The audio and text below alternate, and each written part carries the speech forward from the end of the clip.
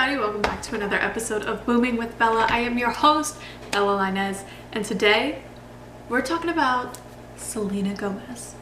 And no, I'm not going to get into all the drama that's been circulating around her name. We're talking solely about Selena Gomez as an artist here, okay? So sorry I don't have crazy tea to spill. I just want to talk about her artistry because I've seen people on Twitter start to go back and listen to her music and kind of give her some flowers. And I've always loved Selena Gomez. She was probably one of my favorite Disney actresses or favorite people that came out of Disney, and I've always given her music a listen whenever she's dropped. So I'm really excited to kind of go through this with you guys. So first things first, we know Selena Gomez from Selena Gomez The Scene when she was on Disney. She did a couple songs here and there for Disney soundtracks.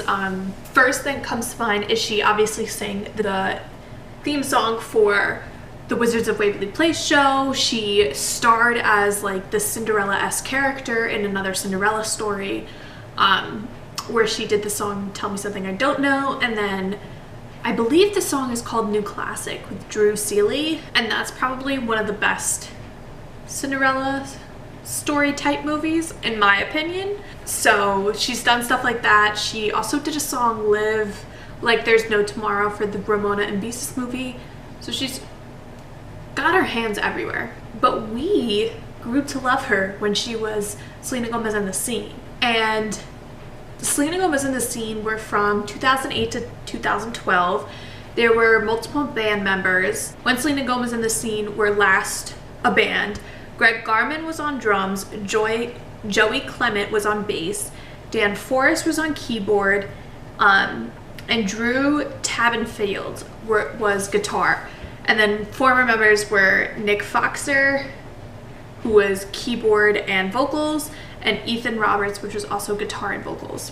They received numerous nominations and awards across award shows, including a VMA nomination for Love You Like a Love Song. They did 3 tours, the Live in Concert, A Year Without Rain tour, and We Own the Night tour. And then they disbanded when Selena decided she wanted to focus on her acting career.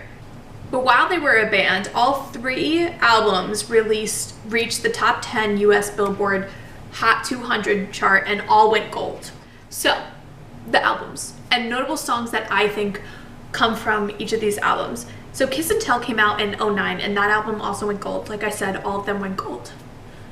But Kiss and Tell, I remember my friend had the CD and I was so jealous because I wanted the CD. So whenever she would come over, I would play it in my little hot pink boombox.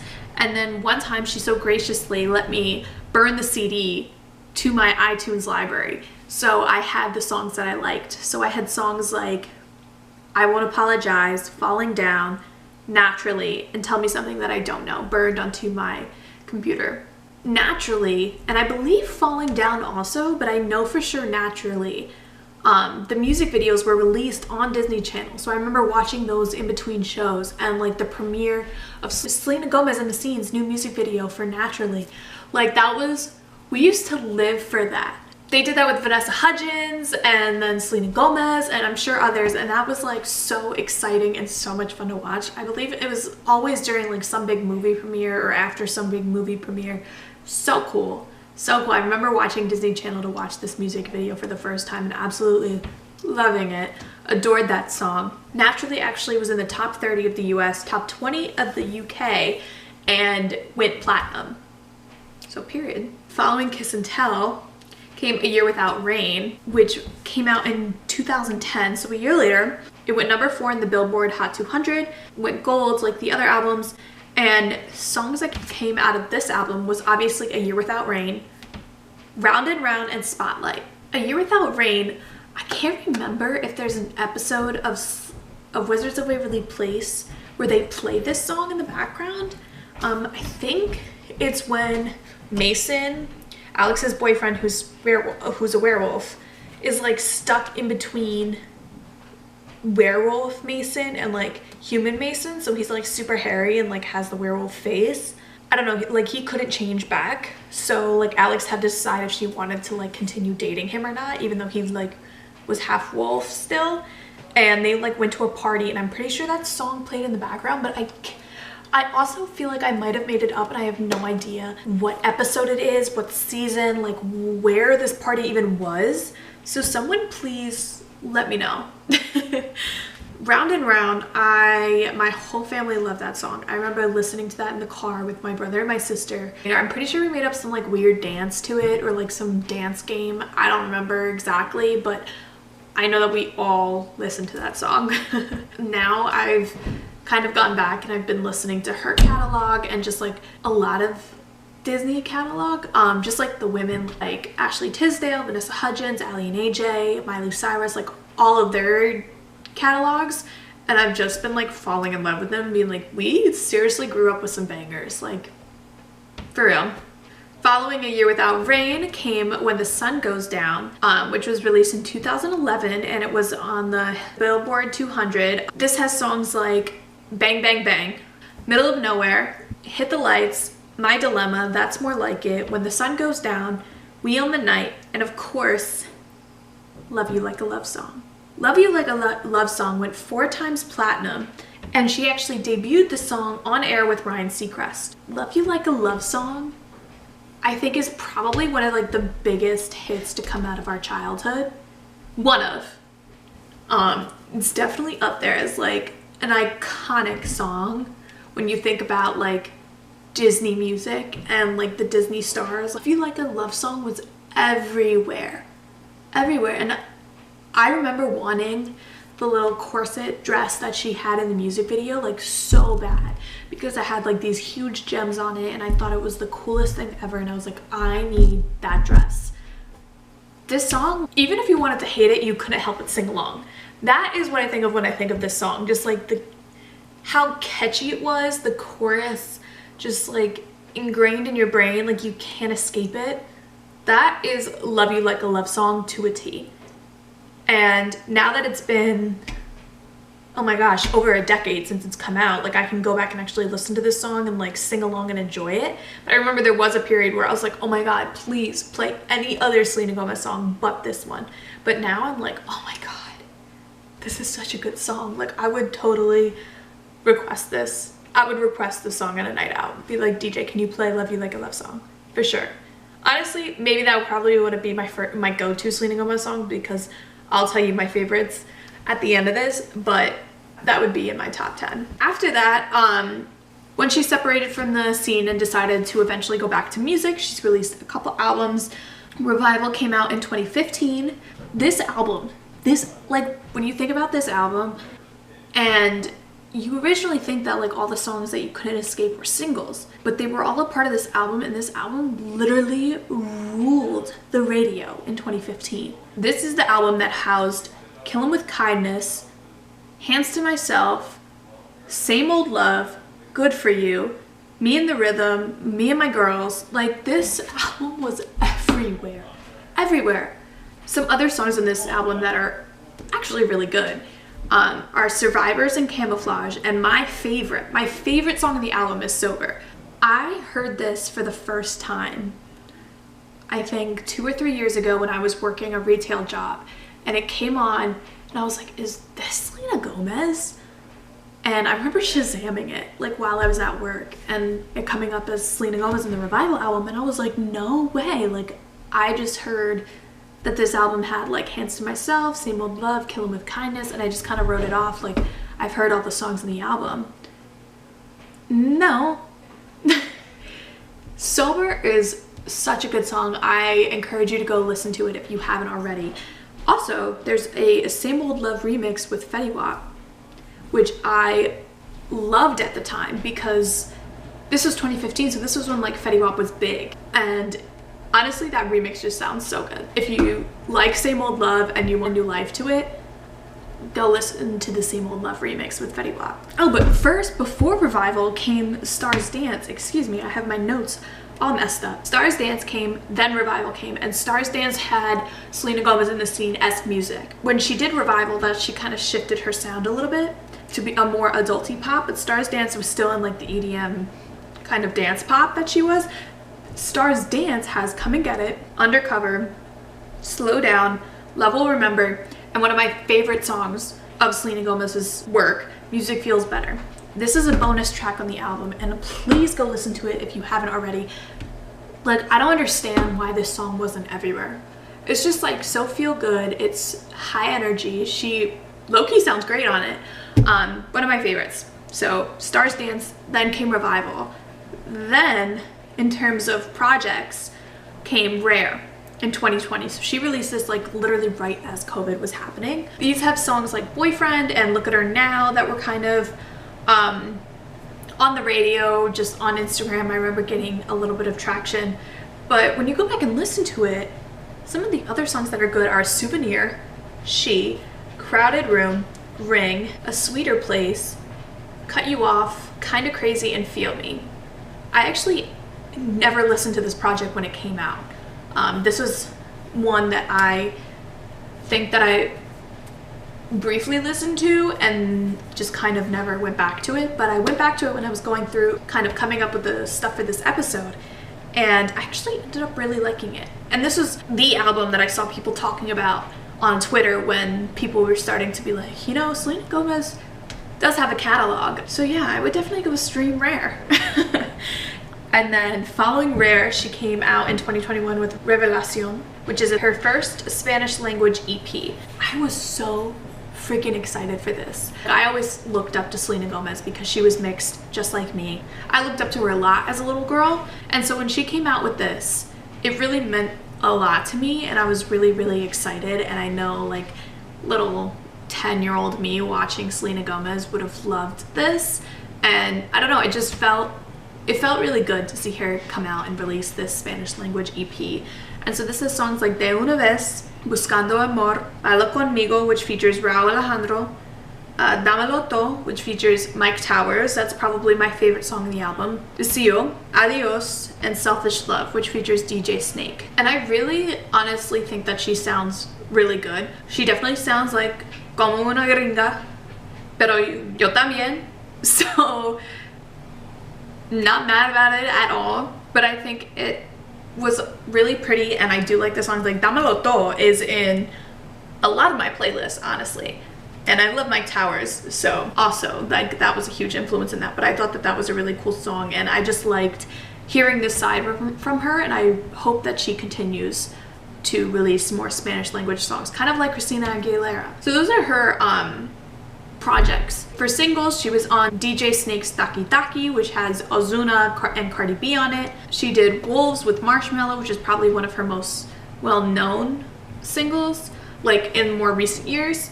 She did Back to You, It Ain't Me with Kygo, I Can't Get Enough with Tiny, Benny Blanco, J Balvin, and then Ice Cream with Blackpink. She also did I Want You to Know with Zed, which is such a good song. I mean, I have caught myself listening to that a lot while I've been working out recently. Such a good song. And then also Bad Liar, Hurt Once What It Wants, Lose You to Love Me, and most recently, she hopped on the Calm Down remix with Rima. And finally, she did Fetish with Gucci Mane. I always forget that her and Gucci Mane literally have a song together, and that just solidifies even more my love for her, my love and like appreciation and support for her. Like, she did a freaking song with Gucci Mane. Yeah, she did a song with like A$AP Rocky and Ozuna and Mike Towers and Raúl Alejandro, and she has like literally all these great collabs, whatever. But she did a freaking song with Gucci Mane.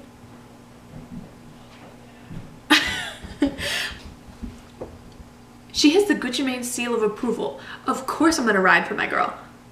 You know? I always forget about that. How freaking like cool is that? I mean, the clip to the music video for Fetish with Gucci Mane is one that I also saw circulating on Twitter. I forgot how great of a song this is, or just how well done of a song in a music video this is. Like, it was her and Gucci Mane together. I hope they like met, and I would just, if I could be in a room with Selena Gomez and Gucci Mane, I think I would faint. But that would also be like a dream come true. Those are like my two favorite people. So, wow. In terms of kind of the aliquots of her Selena Gomez music, Revival debuted at #1 and went platinum. It had 3 top 10 songs: Good For You, Same Old Love, and Hands to Myself. Rare was her 3rd to go #1 in the United States. Lose You to Love Me was her first #1 single in the US and Canada. Revelacion was nominated for a Grammy for Best Latin Pop Album. Selena Gomez has been nominated for a Grammy. Let that sink in. I also saw that she did do a Bitty Bitty Bum Bum cover, which is Selena Quintanilla's song. If you don't know who that is, you should know who that is. One day I'll talk about her in here, but that'll be like a 4-hour episode. But so she kind of did a cover of that song, which I didn't know that she had out, and it was really, really, really cool. And also, if I didn't mention before, there's a Spanish language version of A Year Without Rain too. So you can always go listen to that if you want more Spanish Selena Gomez. And just in general, she has said that some of her influence has been by Bruno Mars, Christina Aguilera, Britney Spears, Beyonce, Rihanna, and her bestie Taylor Swift. Stars Dance specifically was influenced by Spears, Taylor Swift, and Skrillex. Revival was mostly influenced by Christina Aguilera's 2002 Stripped and Janet Jackson and Spears again. And then Selena has called her genre baby dubstep, specifically the Stars Dance album. And then others kind of described her music as pop dance, pop, EDM. A bunch of different articles mentioned that she draws a lot of elements from disco, electro, techno, and dancehall music, and synthetic pop. And her most newer albums, I would say from Revival on, are more adult pop, minimalistic, and grown up. And what I think is important to know about her music is there are very, very few features. Selena Gomez in The Scene, I think if there was a feature, there was like 1 per album. And then her Selena Gomez music, there was also probably only like 1 or 2 per album. Most of it was solely her. And you really have to think about that. Her songs, like if we go to Revival, right? Kill Me With Kindness, no feature. All over the radio. Hands to Myself, no feature. All over the radio. Same Old Love, not the Fetty Wap remix. All over the radio, no feature. Good For You, A$AP Rocky feature all over the radio, but also like Boyfriend from Rare, all over the radio, no feature. Come and Get It, all over the radio, no feature. De Una Vez was also like on the radio for a while, or just kind of like circulating social media and stuff, no feature. She doesn't need other people to help make her songs hits. Like, she knows how to make a hit. You can say whatever you want to about her, whatever, but that girl knows how to make a hit. She knows how to capture you with a freaking hook that you can't get out of your head and a catchy enough beat, and boom. You're thinking about Selena Gomez. You're listening to that song, you're adding it to your library, you're hearing it on the radio, you're not skipping the channel, you're singing along. She knows how to make a hit. She knows how to make a retail approved song, a radio approved song, a club approved song. She knows what she's doing. Like, she knows how to make a hit. Just saying. Going off of that, I also think that she has one of the most underrated music catalogs from a Disney star at that time. I think that a lot of Disney, like the music that came out of those Disney stars is underrated for sure. Ashley Tisdale as an example. I think that her Headstrong album is not like completely underrated because I know a lot of people are fans of it, but I definitely think that at the time it was extremely underrated. Same with like kind of Vanessa Hudgens' album Now, like that's kind of underrated.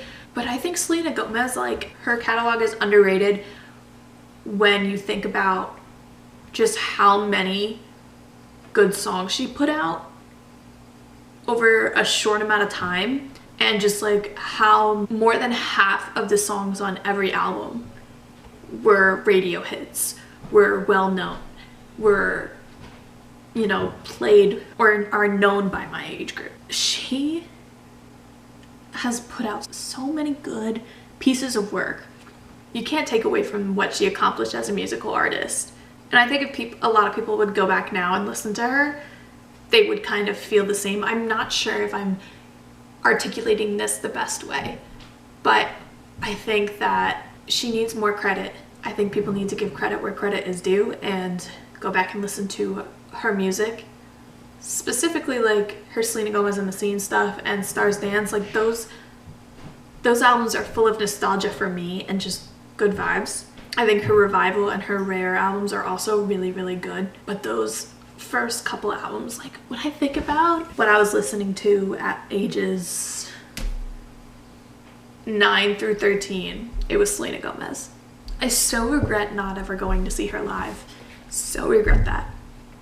Because I would have had a ball. But yeah, I definitely think it's worth it for you guys to go back and listen to Selena Gomez's music, especially right now if you're supporting her like I am. And also just listening to like all that old Disney music, because not only were they putting out good music, but these women were preaching to us. Like Selena Gomez specifically, if you listen to That's More Like It or I Won't Apologize, like she was preaching. We should have listened to her. And Ashley Tisdale and Vanessa Hudgens. Like I don't think I ever let the lyrics of Say Okay seep into my brain because I was so like taken aback by the fact that like Zac Efron was in her music video. It's Say Okay. I should have listened to her. They were putting out good messages, positive messages for young girls, and it's so good. I actually made a playlist. It's called Mother on Spotify and Apple Music, and it has like all of these albums like Miley Cyrus, Ally and AJ, Bridget Mendler, Selena Gomez, obviously, Vanessa Hudgens, Ashley Tisdale, Keke Palmer, and more. So go check that out. That is available on Apple and Spotify as well if you kind of want to see what I'm talking about or kind of feel the vibe that I'm trying to put out. So yeah, thanks so much for tuning in and hanging out with me. I'm so glad that we got to sit here and talk about Selena Gomez's music and give her a little bit of her flowers, her musical flowers. And as always, if you want to find additional Booming with Bella content, the link tree is in my Instagram bio and my Twitter bio. So my Instagram is at Isabella with 2 A's, Lainez, and my Twitter is at Bella, Lainezxo. The link tree is in those bios, like I said, and that link tree will give you access to all of the different platforms to find Booming with Bella, whether that be the blog, the website, streaming platforms, previous episodes of Booming with Bella, or the TikTok. So that is there for you, and I will talk to you guys again very, very soon. Thanks so much for tuning in. Bye.